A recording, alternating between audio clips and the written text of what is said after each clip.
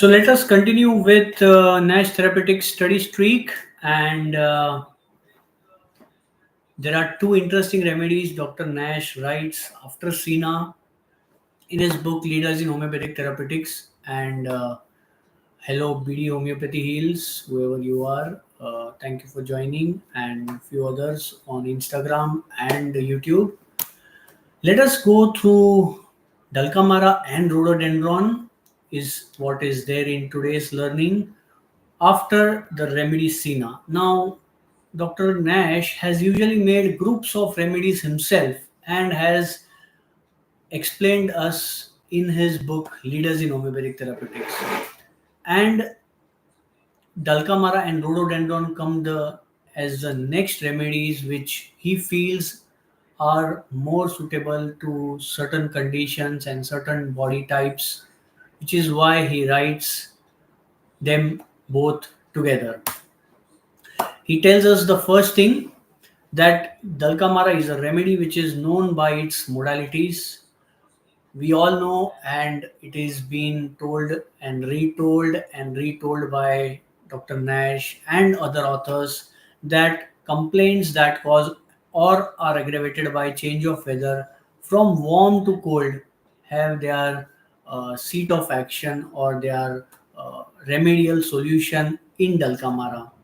All inflammatory and rheumatic diseases may arise from such conditions, and that's where Dalkamara will be suitable. What is interesting is that he gives a resemblance of this remedy, and this can be an acute to Baraita Carb. How? As soon as the cold starts, the weather changes or the patient contracts cold, the patient will develop a stiff neck. There will be a back which will be painful, there will be lame limbs, and the throat will get sore very easily. And as a result, quinsy will happen. There will be stiff tongue, and the abdomen and the jaw, everything will become stiff. And this is where Dr. Nash tells us that this remedy is very much similar and is an analog or kind of a complement to Baraita Carb. So all those patients who are on Baraita Carb and need an acute medicine, you can blindly give Dalkamara, or those patients who have found good benefit in damp weather season by reporting to you and have good results from Dalkamara, give them a constitutional Baraita Carb if they need in future. This is the best way to terminate the recurrence and prevent a relapse of the conditions, especially useful in children and old age. And the mucus is hard to raise, threaten paralysis of the vagi. Now, today I don't know how many of you are attending Nash Therapeutic Study Streak on Instagram and YouTube.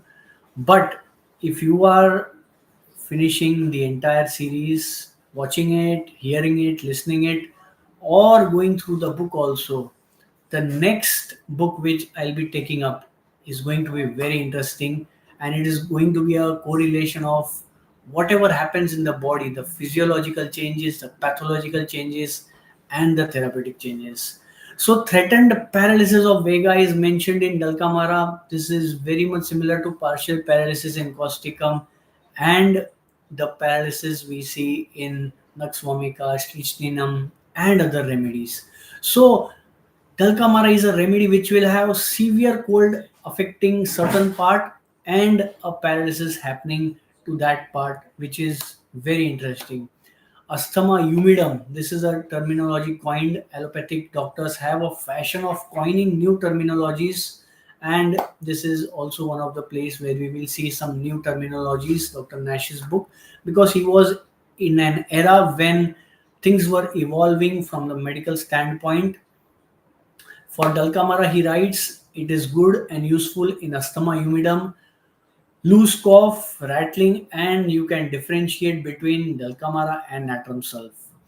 Whatever be the remedy, colic, whatever be the condition rather, whether it is colic, diarrhea, or back troubles from cold affections, Dalkamara can be one of the remedies. And last but not the least, he gives a final right off before proceeding to the next remedy. He compares Dalkamara with Aconite. Dalkamara is good for damp, cold weather, whereas Aconite is good for dry, cold weather.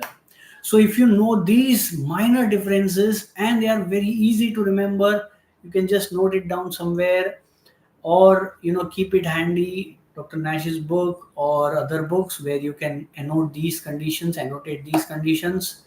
It's going to be an easy journey to practically and clinically recognize the remedy in your clinics rather than going through piles of repertories and materia medicas. Next remedy, what Dr. Nash tells us, is rhododendron. Aggravation in wet, stormy weather, worse before a thunderstorm. Patient feels better as soon as the storm breaks out. Very similar to phosphorus, natrum carb silica. Now you need to remember patients, and I have told this earlier also. I don't know how many of you are, getting back to the videos which I have been putting it up for your benefit.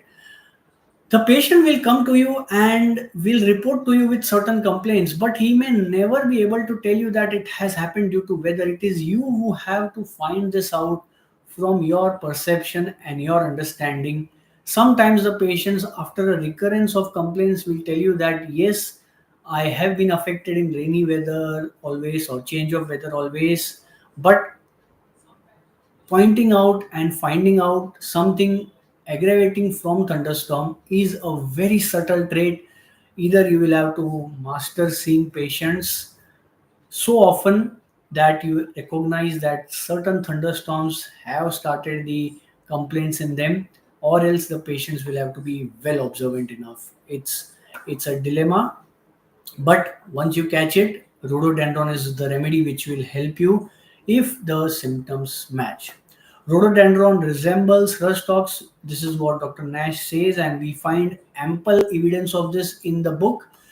There is a more deeper pain, periosteal pain, teeth, bones of forearm, tibia are affected, and it is a wet weather remedy.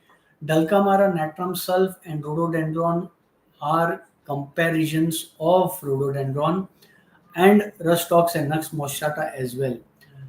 Calcarea phos has aggravation from wet snow, especially melting snow, which is the only remedy in fact, whereas all the other five remedies have wet weather aggravations: Dulcamara, Natrum sulph, Rhododendron, Rustox, and Nux moscata. Last but not the least, Dr. Nash again signs off over here by telling that rhododendron has specific affinity for testicles as well, which is a spear we shouldn't forget this remedy for. Swollen, drawing, contusive pains extend to abdomen and thighs, sensitive to touch.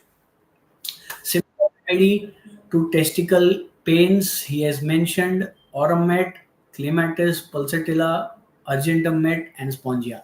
Now, where will you give which remedy? This is very important. If any homeopath can come and tell you in your clinic at the time of prescription when to give which remedy, how to give which remedy, why to give this remedy, it is Dr. Nash and no one else.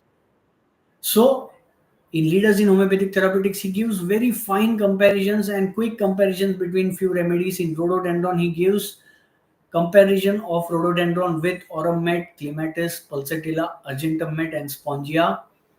If the origin is syphilitic, Oromet is the remedy. If the origin is suppressed gonorrhea, Clematis or Pulsatilla. If the origin is rheumatic, then it is rhododendron. But also match the totality, which is what Dr. Nash tells us from the beginning in each remedy as well as in this remedy. That's all from me right now, Dr. Alpesh from Homeosetu. And if you are a passionate homeopath willing to upgrade your practice, stay tuned because some good announcements and useful announcements are on the way for the benefit and progress of homeopathy.